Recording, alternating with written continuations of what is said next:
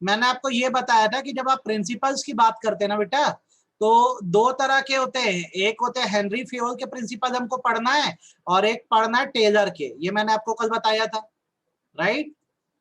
फिर मैंने आपको क्या किया था, फ्योल बताना शुरू किया था, और मैंने ये बताया था कि हेनरी फ्योल जो है उनकी बर्थ फ्रांस में हुई थी। बाय प्रोफेशन वो माइनिंग इंजीनियर थे, कोल माइंस में उन्होंने बहुत समय तक काम किया।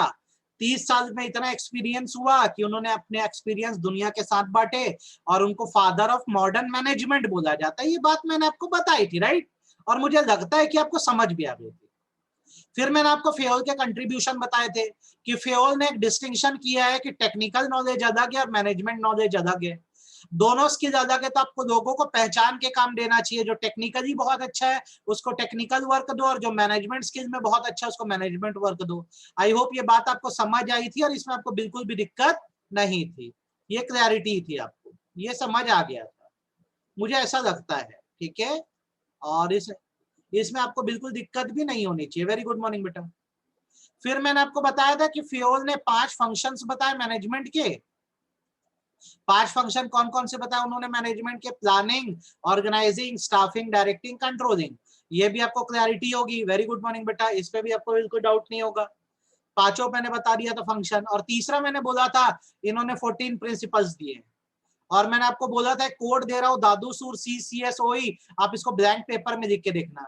चलो ईमानदारी से हैंड रेस करके बताओ कितने लोगों ने इसको लिख के देखा है, कितने लोगों ने इसको लिख के देखा,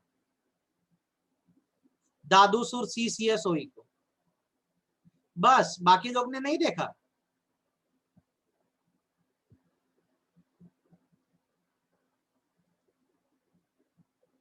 दो तीन बार करेगा ना बेटा एकदम आराम से बन जाएगा, इसमें दिक्कत भी नहीं जाएगी, ठीक है। दिव्या, अनुष्का, आयुषी, आप लोग ने किया, खुशी, मानवी, बेटा आप लोग ने लिखा, गुड। तो आज से हमको क्या करना है, ये फ्योल के 14 प्रिंसिपल्स पढ़ना शुरू करना है, ठीक है। आराम से पढ़ेंगे, देखो देश में कोई हड़बड़ी तो हमको है नहीं, ठीक है। चलिए शुरू करते हैं। कंट्रीब्यूशन तो आपको समझ आ गए होंगे, 3 कंट्रीब्यूशन, अब इसका नोट्स दूंगा उसको पढ़ देना। अब हम आते हैं 14 प्रिंसिपल्स क्या क्या है फ्योल के, तो यहाँ पे मैं हेडिंग लिखता हूं और आपको समझाता हूं। अब ध्यान से सुनना और एक एक करके अच्छे समझना। 14 प्रिंसिपल्स ऑफ हेनरी फ्योल हमको करना है, ठीक है।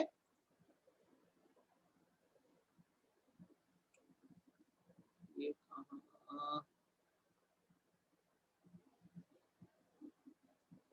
14 प्रिंसिपल्स ऑफ हेनरी फ्योल पे आते हैं, एक एक करके समझते हैं। और जो मैं बोल रहा हूं मेरी बातों को ना एकदम अच्छे से समझना बेटा, ताकि आपको बिल्कुल डाउट ना रहे। 14 प्रिंसिपल्स ऑफ मैनेजमेंट किसने दिए हैं, ये प्रिंसिपल्स हेनरी फ्योल ने दिए हैं, हेनरी फ्योल ने दिए हैं ये 14 प्रिंसिपल्स, ठीक है। अब ठीक बात है, हेनरी फ्योल ने दिए तो हैं, पर एक बात याद रखो, these principles are general guidelines. General guidelines होने का मतलब है इसमें चॉइस दे दी गई है, फॉलो करना है तो करो, नहीं करना है तो मत करो। मैं फिर बोल रहा हूं, मेरी बात को सुनो। हेनरी फ्योल ने जब ये 14 प्रिंसिपल दिए तो उन्होंने बोला ये कंपलसरी नहीं है फॉलो करना, ये जनरल गाइडलाइन है, आपको लगे तो आप फॉलो करना और ना लगे तो फॉलो मत करना। आगे उन्होंने ये बोल दिया कि इफ यू फॉलो, अगर आप फॉलो करोगे तो इससे आपकी ऑर्गेनाइजेशन को पॉजिटिव रिजल्ट मिलेंगे, और यदि आप फॉलो नहीं करोगे, if you do not follow, if you do not follow, अगर आप फॉलो नहीं करते हो तो इसके गलत नतीजे होंगे, कंसीक्वेंस होंगे। आप ये बात अभी से समझ लो ताकि आपके मन में कोई डाउट ना रहे। जो 14 प्रिंसिपल मैं आपको बताने वाला हूं बेटा, वो जनरल गाइडलाइन है, मतलब फॉलो करे तो भी अच्छा, नहीं करे तो भी कोई गम नहीं है। फॉलो करने के फायदे होंगे, पॉजिटिव रिजल्ट आएंगे, और नहीं करने से आपको नुकसान हो जाएगा। आपको मेरी बात इतनी समझ आ गई है तो यस सर या नो सर बोल दो, मेरे को ही पता रहे। आपको मेरी इतनी बात समझ आ गई है। फ्योल के ये जो 14 प्रिंसिपल है, ये जनरल गाइडलाइन है बेटा, फॉलो करे तो अच्छा, नहीं करे तो नुकसान होगा। ठीक है, अब सुनना अच्छे से, समझना आप लोग। ठीक है, क्या क्या है ये 14 प्रिंसिपल्स। सबसे पहला जो है उसे हम कहते हैं डिवीजन ऑफ वर्क। सबसे पहला प्रिंसिपल जो होता है उसे हम कहते हैं डिवीजन ऑफ वर्क। ये फ्योल का प्रिंसिपल नंबर 1 है। ठीक है, डिवीजन ऑफ वर्क का प्रिंसिपल बेसिकली ये कहता है कि in an organisation the whole work must be divided into parts and every part of work should be allotted to interested person.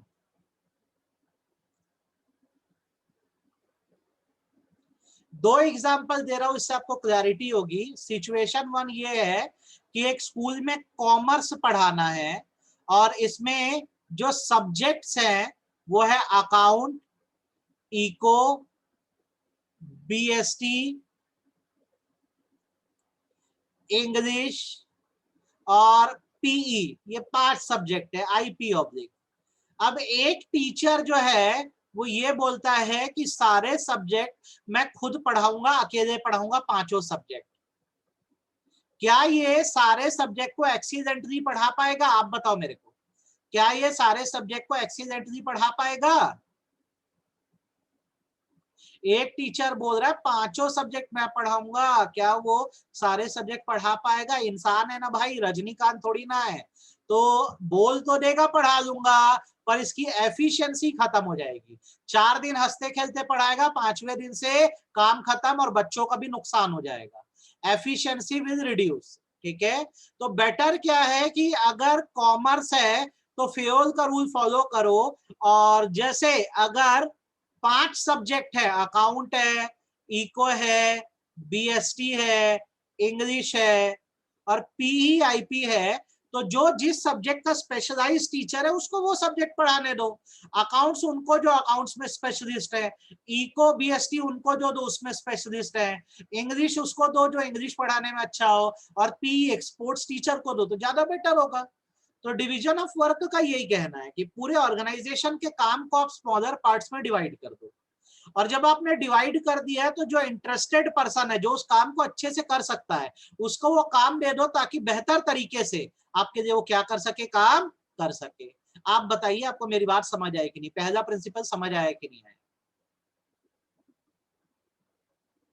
ये प्रिंसिपल अच्छे समझ आया कि नहीं आया? ठीक, अब आप जब ये प्रिंसिपल फॉलो करोगे, ठीक है, तो इसका फायदा क्या होगा? पॉजिटिव इफेक्ट आएगा इससे, बहुत अच्छा होगा अगर आप इस रूल को फॉलो करो। चाहे स्कूल हो या कोई भी प्लेस हो, अगर आपने डिवीजन ऑफ वर्क का प्रिंसिपल फॉलो किया है तो सबसे पहला तो इससे स्पेशलाइजेशन आएगी, बेनिफिट ऑफ स्पेशलाइजेशन आएगा, क्योंकि जिसने जो काम उठाया उसको वो काम आता था, अब उस काम को जब बार बार करेगा तो स्पेशलाइज हो जाएगा। जैसे आपने अकाउंट्स टीचर को दिया, वो बार बार वही पढ़ाता रहेगा तो स्पेशलाइज हो जाएगा। दूसरा जो होगा वो एफिशिएंसी बढ़ जाएगी, काम करने की जो शक्ति है वो बढ़ जाएगी। ठीक है, अगर आपने इसको फॉलो नहीं किया, आपने इस प्रिंसिपल को फॉलो नहीं किया, तो इसके कंसीक्वेंस होंगे। कंसीक्वेंस होने का मतलब होता है रिजल्ट, बैड रिजल्ट। देखो, कोई डीमेरिट नहीं है, मेरी बात समझ लो। या तो फायदा होता है या ना फॉलो करने का नुकसान होता है। तो हमेशा याद रखना, आसान ट्रिक दे रहा हूं इसको लिखने की, आप जो पॉजिटिव इफेक्ट बनाते हो जस्ट उसका अपोजिट कर दो। जैसे आपने लिखा बेनिफिट ऑफ स्पेशलाइजेशन, तो ना फॉलो करने का कंसीक्वेंस होगा लैक ऑफ स्पेशलाइजेशन। स्पेशलाइजेशन नहीं आएगी, मतलब लोग स्पेशलिस्ट नहीं हो पाएंगे। दूसरा, इंक्रीज इन एफिशिएंसी तो डिक्रीज इन एफिशिएंसी। एफिशिएंसी कम हो जाएगी यदि एक ही पर्सन सारा काम करेगा और डिवीजन ऑफ वर्क का रूल फॉलो ना हुआ। तो अब आप पहला बताओ प्रिंसिपल आपको भैया समझ आया कि नहीं? हर प्रिंसिपल में अपने को यही करना है, मतलब समझना है, पॉजिटिव इफेक्ट देखेंगे, नेगेटिव इफेक्ट देखेंगे। यस और नो करके मेरे को एकदम ससम्मान बताओ, एकदम अच्छे आया कि नहीं आया। स्क्रीन नीचे करूं, ये जो भाई आराम से देखो।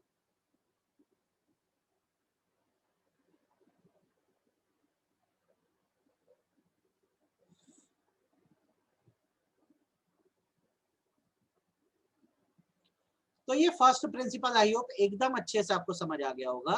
अब हम लोग आते हैं सेकंड प्रिंसिपल पर। हम अपने कोड के हिसाब से चल रहे दादू सुर वाले, ठीक है। सेकंड प्रिंसिपल जो होता है बेटा, उसको बोलते हैं अथॉरिटी एंड रिस्पॉन्सिबिलिटी।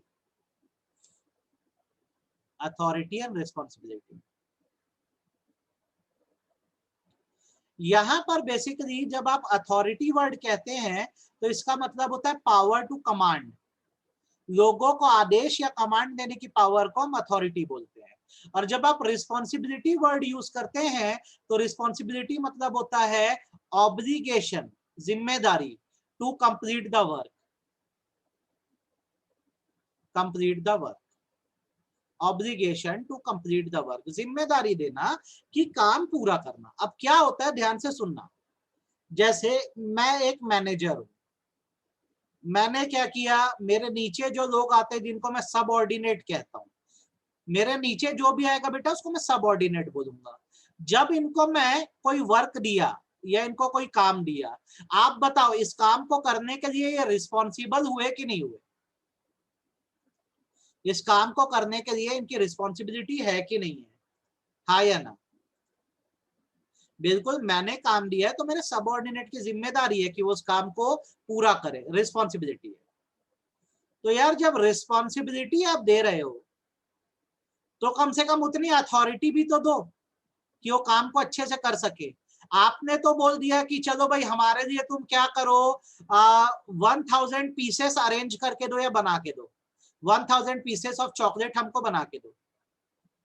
चलो रिस्पॉन्सिबिलिटी दे दी, पर 1000 चॉकलेट खरीदने लायक रिसोर्सेस का मनी भी तो दो, ताकि सामने वाला रॉ मटेरियल खरीद के ला दे। बोल के छोड़ दिए और रॉ मटेरियल का पैसा नहीं दिए तो रॉ मटेरियल नहीं आएगा तो चॉकलेट बनेगी कैसे? तो नॉर्मली ये माना जाता है कि जब अपने नीचे के लोगों को आप रिस्पॉन्सिबिलिटी देते हो, रिस्पॉन्सिबिलिटी देते हो तो उतनी ही इक्वल अथॉरिटी भी दे दो।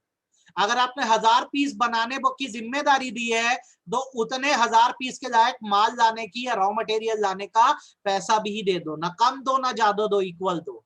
तो अथॉरिटी एंड रिस्पॉन्सिबिलिटी का रूल ये बोलता है कि there must be balance. Balance मतलब पैरिटी होता है बिटवीन अथॉरिटी एंड रिस्पॉन्सिबिलिटी। जितनी जिम्मेदारी लोगों को दी जाए उतनी ताकत भी दी जाए ताकि वो अपने काम को बेहतर ढंग से कर सके।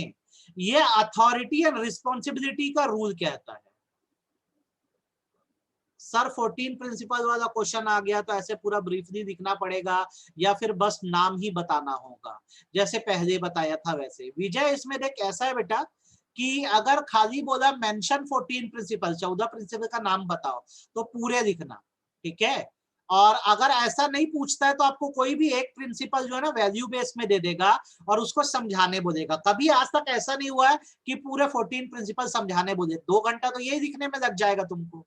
तो कभी ऐसा नहीं देता, एक एक प्रिंसिपल बीच का उठा के पूछ देता है, चलो मेरिट और कंसीक्वेंस बताओ, पॉजिटिव इफेक्ट क्या है, कंसीक्वेंस क्या है। या कोई वैल्यू बेस्ड क्वेश्चन देकर बोल देता है कि बताओ कि कौन सा रूल यहाँ पे फॉलो नहीं हो रहा है, अभी प्रैक्टिस करवाऊंगा उसकी मैं। ऐसे पूरा एक्सप्लेन करने कभी नहीं पूछता। तो आई होप आपको ये सेकंड वाला प्रिंसिपल भी समझ आ गया होगा, अथॉरिटी एंड रिस्पॉन्सिबिलिटी, कि एज अ मैनेजर आप किसी को जब रिस्पॉन्सिबिलिटी देते हो कोई काम को करने की तो उसको आप उतनी इक्वल अथॉरिटी भी दे दो ताकि वो काम को एकदम अच्छे से क्या कर सके, कंप्लीट कर सके। फटाफट बोलो समझ आया कि नहीं आया?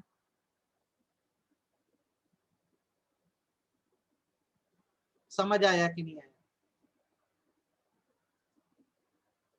आ गया। अब अगर आपने इस रूल को फॉलो किया, अगर आपने इस रूल को फॉलो किया तो पॉजिटिव इफेक्ट क्या आएगा? पहला, टाइमली कंप्लीशन ऑफ वर्क, जो आपका काम है वो टाइम पे खत्म होगा, टाइमली कंप्लीशन ऑफ वर्क, ठीक है। और दूसरी बात ये होगी कि मोटिवेशन लेवल बढ़ेगा वर्कर का, इंक्रीज इन मोटिवेशन, उसको लगेगा कि देखो हमको कितनी जिम्मेदारियां दी जाती है, वो आपके लिए खुशी खुशी काम करेगा। अब अगर इसको फॉलो नहीं करे तो कंसिक्वेंस क्या होगा? तो जस्ट आप इसका अपोजिट कर दो पॉजिटिव इफेक्ट का। टाइमली कंप्लीशन ऑफ वर्क हो रहा था, आप टाइम पे अथॉरिटी नहीं दोगे, रिस्पॉन्सिबिलिटी नहीं दोगे, तो काम करने में देरी होगी, डिले इन वर्क। दूसरी चीज, डीमोटिवेशन आएगा, लोगों को लगेगा हमको बिठा के ही रखा जाता है, कोई काम वाम दिया नहीं जाता है, तो ये इसका कंसिक्वेंस या नुकसान होगा। तो ये हो गया आपका बेटा सेकंड प्रिंसिपल, ठीक है, अथॉरिटी एंड रिस्पॉन्सिबिलिटी। आराम से सुनना, कोई हड़बड़ी नहीं है, एकदम धीरे धीरे करेंगे। डिवीजन ऑफ वर्क क्या बोलता है? पूरी ऑर्गेनाइजेशन के काम को बांटो, और जो इंटरेस्टेड या अच्छा पर्सन उसको काम दिया करो। फायदा यह होगा कि जब आप इंटरेस्टेड पर्सन को काम दोगे ना, जैसे मैं बिजनेस इको पढ़ाने में इंटरेस्टेड हूं, तभी तो मुझे दिया गया ना, तो मैं पढ़ा पढ़ा के और स्पेशलिस्ट हो जाऊंगा और मेरी भी एफिशिएंसी बढ़ेगी। आप अगर मेरे को नहीं देते इको बीएसटी, एक ही बंदे को सारा काम करने दे देते, तो स्पेशलाइजेशन नहीं आती, क्योंकि एक इंसान सब कुछ नहीं कर सकता। और दूसरी बात क्या होती? एफिशिएंसी कम हो जाती, ठीक है। अच्छा, वैसी अथॉरिटी रिस्पॉन्सिबिलिटी की जैसे अपन बात करते हैं, तो मैनेजर जब काम देता है, रिस्पॉन्सिबिलिटी देता है, तो उतनी अथॉरिटी भी कम से कम दे दे, एक बैलेंस बना के रखे, ताकि क्या काम अच्छे से हो सके। इस रूल को अगर आप फॉलो करोगे तो क्या होगा? वर्क टाइम पे खत्म होगा और वर्कर भी मोटिवेटेड रहेंगे। और फॉलो नहीं करोगे तो काम करने में देरी होगी और डीमोटिवेशन अलग से आएगा। आई होप आपको एकदम अच्छे से ना ये समझ आया होगा और बिल्कुल दिक्कत नहीं गई होगी दो प्रिंसिपल में। तीसरा प्रिंसिपल जो आता है बेटा, ठीक है, उसको हम कहते हैं डिसिप्लिन का प्रिंसिपल। डिसिप्लिन बात करता है रूल एंड रेगुलेशन की। ये कहता है कि इन एन ऑर्गेनाइजेशन, एक ऑर्गेनाइजेशन में एवरी पर्सन या every manager, top, middle and lower, and every employee must follow rules and regulation. बेटा ये आपकी लाइफ के लिए भी बहुत इंपॉर्टेंट प्रिंसिपल्स है, इसको बहुत अच्छे से करना। फियोल का तीसरा प्रिंसिपल डिसिप्लिन का है, तो बोलता है कि ऑर्गेनाइजेशन में जितने मैनेजर या जितने एम्प्लॉय हैं सबको रूल एंड रेगुलेशन मानना पड़ेगा। एग्जाम्पल, अगर ऑफिस टाइमिंग जो है वो सुबह 10 बजे है, 10 AM है, तो सभी को 10 बजे ऑर्गेनाइजेशन में प्रेजेंट रहना होगा, चाहे वो बॉस हो या एम्प्लॉय हो।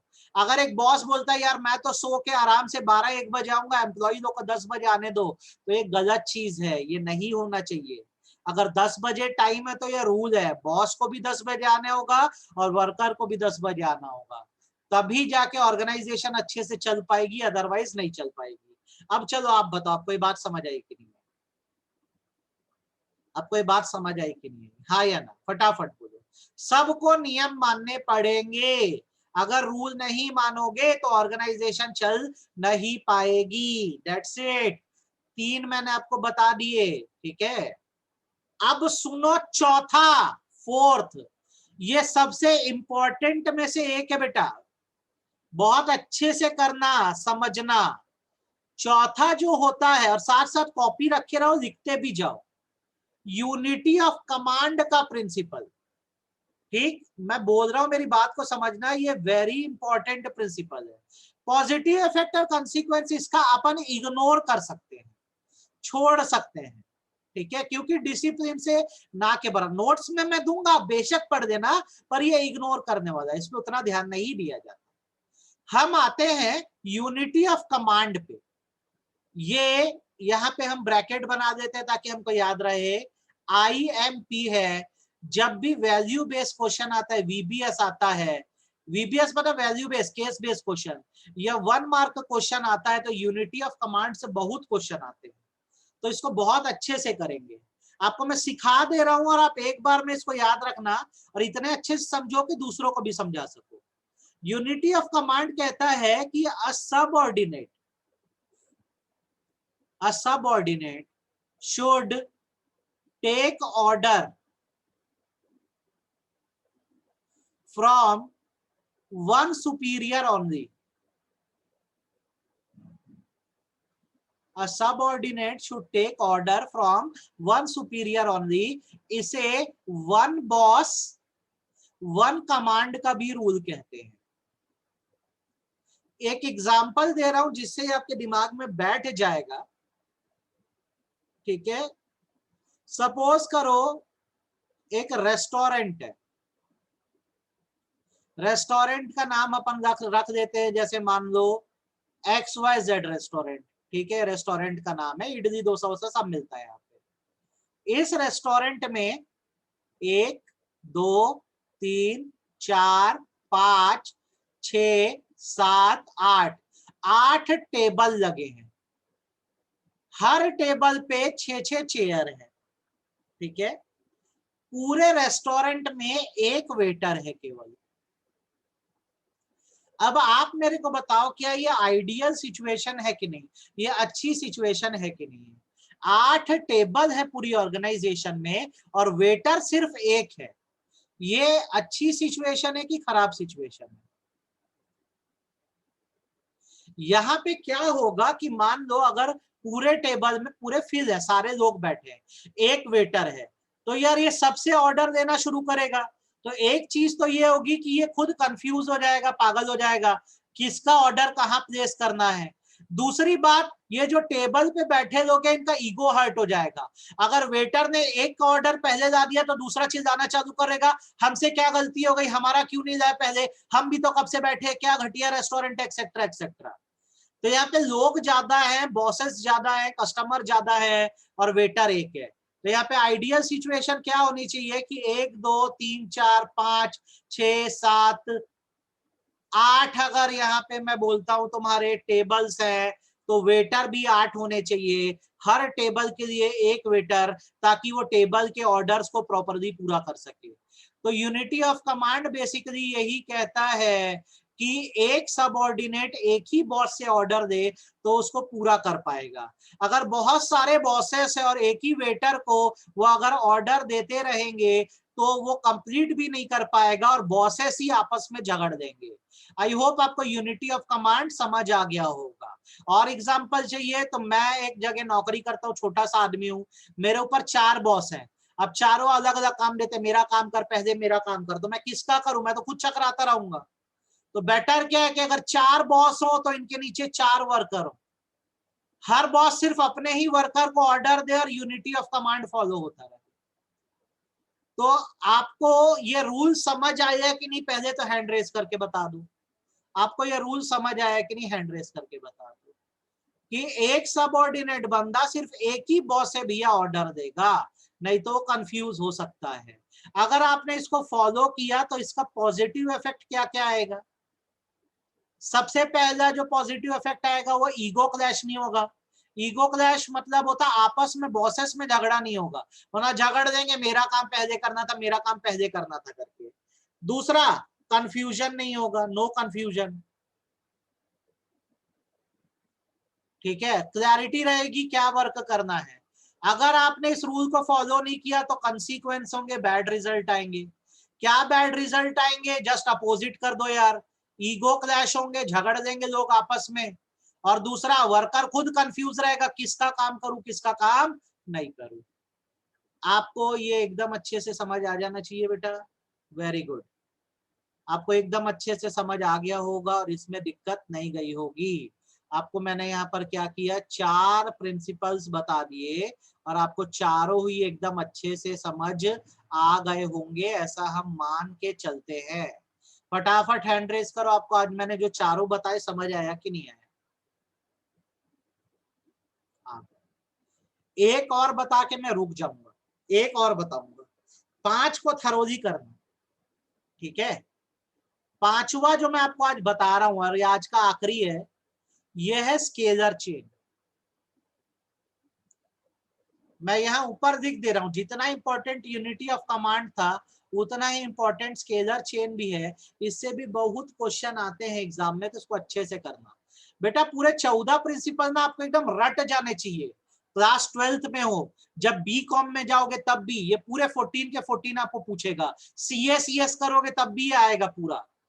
स्केलर चेन क्या होती है मैं बताऊं, स्केलर चेन जो होती है ना, चेन ऑफ कम्युनिकेशन होती है। चेन ऑफ कम्युनिकेशन होती है between superior and subordinate. Sir कुछ नहीं समझ आया, आप क्या बोल रहे हो? समझा रहा हूं ना, अभी समझाया कहां हूं? इसका मतलब ये होता है कि अ subordinate should communicate a subordinate should communicate with his immediate superior only। Sir अभी भी नहीं समझ आया आप क्या बोल रहे हो? तो सर आपको और अच्छे समझाते हैं, एग्जाम्पल देते हैं। एक स्कूल है डीपीएस भिलाई, क्लास 11th का एक स्टूडेंट है, इसको चाहिए छुट्टी। ठीक, ये क्या करता है, सीधे जाता है डायरेक्टर के कैबिन में एंटर करता है, सर छुट्टी दे दो ना, आज पढ़ने का मन नहीं है। आप बताओ स्टूडेंट के साथ क्या होगा? ये स्टूडेंट है, इसका आज छुट्टी चाहिए थी, पढ़ने का मन नहीं था, ये सीधे डायरेक्टर के कैबिन में घुस गया, बोलता है सर छुट्टी दे दो यार, पढ़ने का मन नहीं है। तो स्टूडेंट के साथ क्या होगा आप बताओ मेरे को, फटाफट बोलो।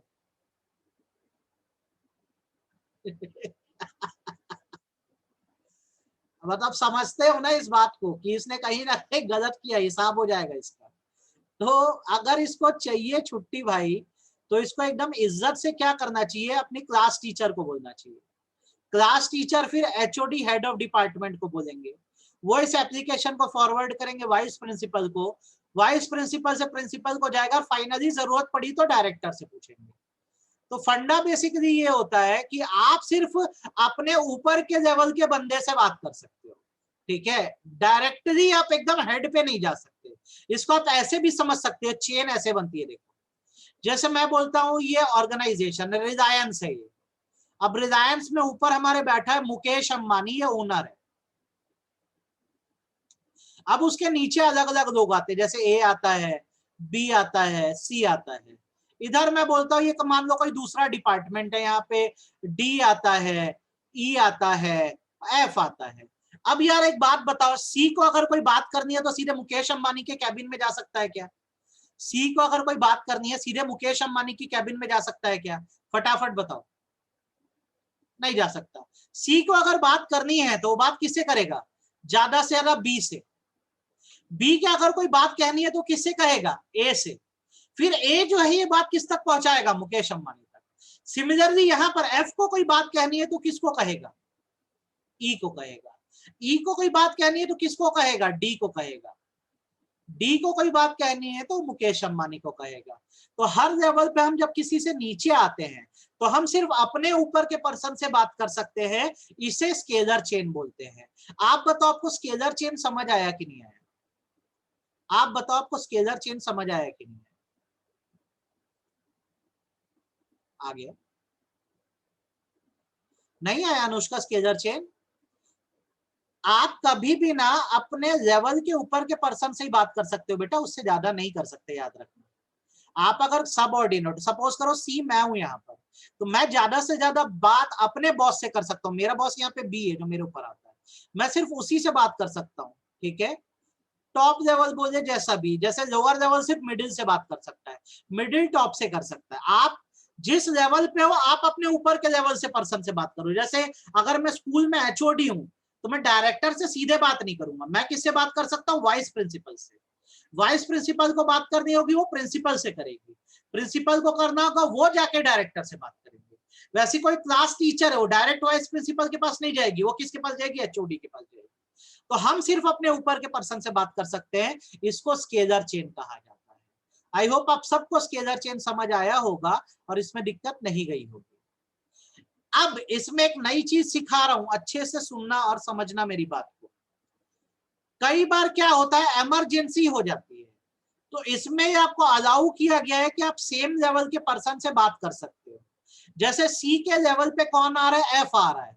बी के लेवल पे कौन आ रहा है? ई आ रहा है। ए के लेवल पे कौन आ रहा है? डी आ रहा है।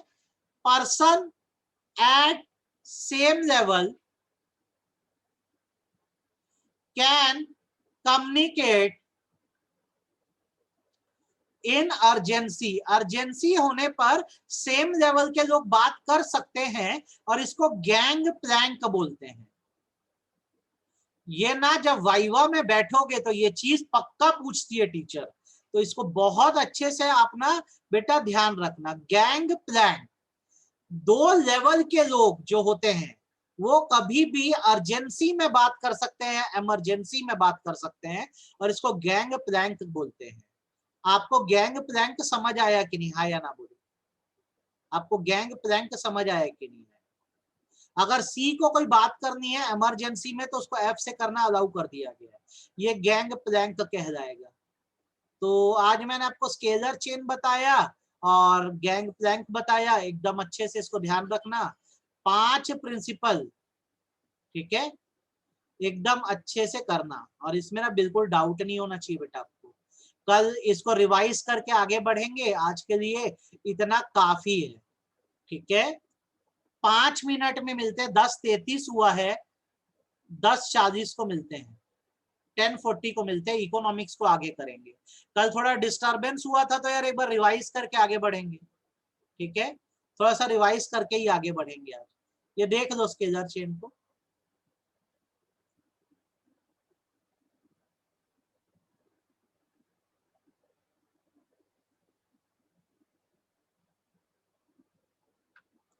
ठीक है, आई होप आपको ये समझ आ गया होगा।